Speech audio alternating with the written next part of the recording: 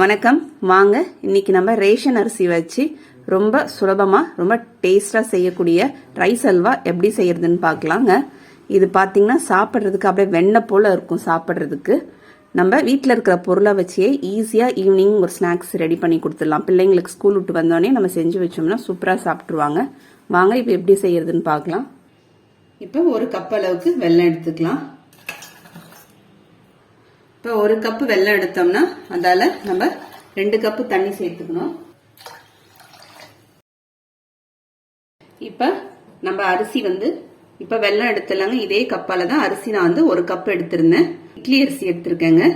கழுவிட்டு ஒரு 2 மணி நேரத்துல இருந்து ஒரு 3 மணி நேரத்துக்கு நம்ம ஊற வச்சிடணும் அரிசியை. இப்போ அரிசியில தண்ணியை நல்லா வடிகட்டிட்டு மிக்சி ஜார்ல சேர்த்துக்கலாம். இப்போ 2 ஏலக்காய் எடுத்திருக்கேங்க.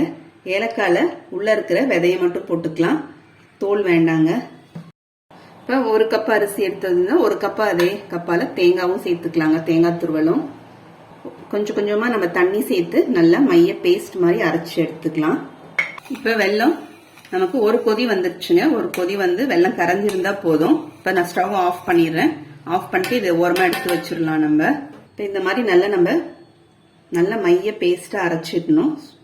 இப்போ நம்ம அரைச்சிருக்க மாவை ஒரு பேன்ல சேர்த்துடலாம். ஏற்கனவே ஒரு கப் அளவுக்கு தண்ணி சேர்த்து நான் அரைச்சிருக்கேங்க. திரும்பி இன்னொரு கப் அளவுக்கு நம்ம தண்ணி சேர்த்துக்கலாம்.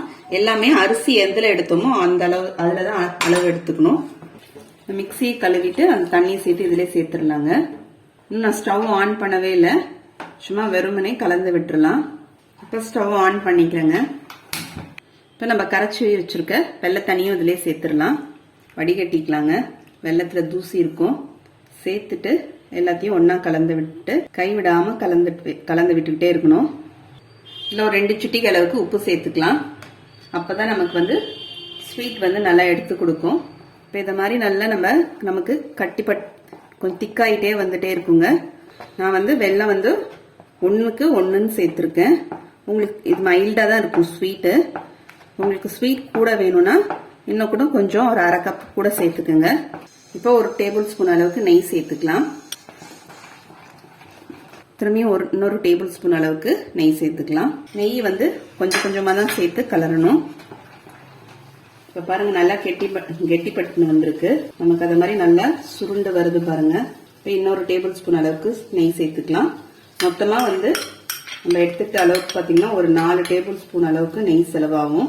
ஃப்ளேம் பாத்தீங்கன்னா லோக்கும் மீடியமுக்கும் நடுவில் வச்சுக்கலாம்.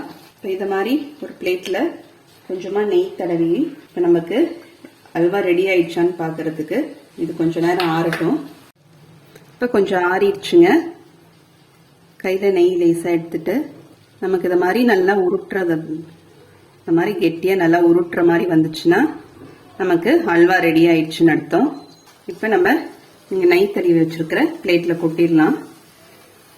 இந்த மாதிரி நல்லா ஈவனா ஸ்ப்ரெட் பண்ணி விட்டுருணுங்க. இப்ப நமக்கு நல்லா ஆற விட்டு வச்சிடணும். இப்ப நல்லா நமக்கு ஆறிடுச்சுங்க. பாருங்க நல்லா நமக்கு பிளேட்ல இருந்து நல்லா வருது. இப்ப நமக்கு நல்லா ஆறிடுச்சுங்க. இப்ப ஒரு பிளேட் போட்டு கவுத்து நம்ம எடுத்துடலாம். இப்ப நம்ம கட் பண்ணிடலாங்க. பீசஸ் போட்டுடலாம். பாருங்க எவ்வளவு சூப்பரா அழகா வந்திருக்குன்னு.